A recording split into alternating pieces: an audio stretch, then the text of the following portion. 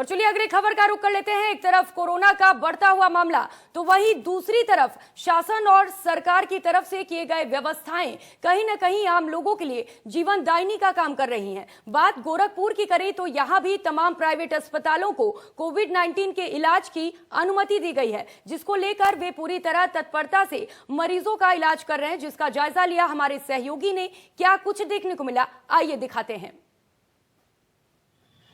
लगातार बढ़ रहे कोरोना मामलों के बीच में शासन और जिला प्रशासन की तरफ से हो रही व्यवस्था को लेकर कहीं ना कहीं जो मरीज हैं और या जो तीमारदार हैं उनके लिए वो व्यवस्था संजीवनी का काम कर रही है। पीछे जो हमारे एक हॉस्पिटल आप देख रहे हैं, ये सुपर स्पेशलिस्ट जो है हॉस्पिटल है, यानी पेनिसिया। यानी अगर कोविड की अगर बात करें तो ये एक पहला ऐसा हॉस्पिटल है जिसका नाम आता है और जहाँ पे इलाज को लेकर मुकम्मल व्यवस्था की गई है।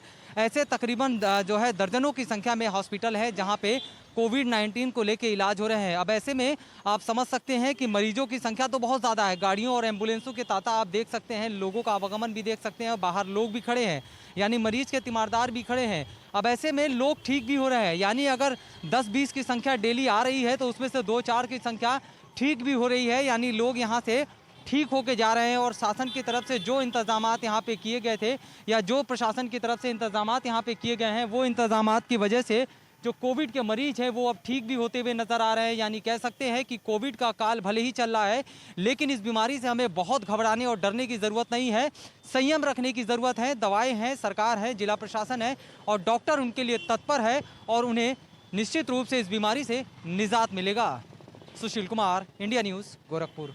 चलिए इसी खबर पर गोरखपुर से सुशील हमारे साथ जुड़े हुए हैं। सुशील, अब कोविड के लिए मरीजों के लिए और भी ज्यादा अस्पताल खोले गए हैं, क्या अब लोगों को राहत मिलेगी?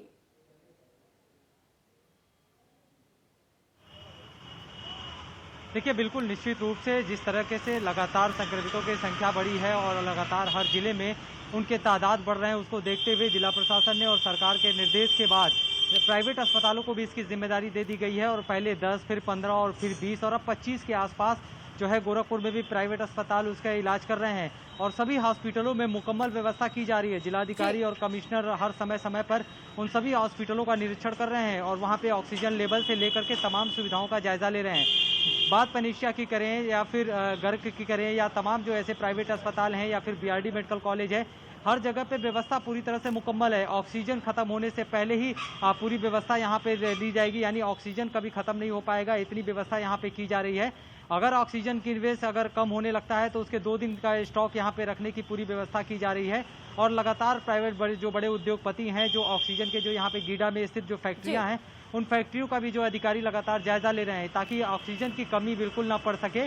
और कहीं ना कहीं जो सरकार और जो जिला प्रशासन की तरफ से एक जो व्यवस्था की गई है वो आम लोगों के लिए कहीं ना कहीं जीवनदायिनी का काम कर सके। जी सुशील, चलिए ये एक अच्छी पहल है प्रशासन की ओर से, क्योंकि लगातार अस्पतालों की कमी देखने को मिल रही थी, बेड की कमी थी और ऑक्सीजन की भी कमी थी। इस बीच ये अच्छी खबर है, लेकिन बात करेंगे मरीजों के परिजनों की, उनका क्या कुछ कहना है इस पर?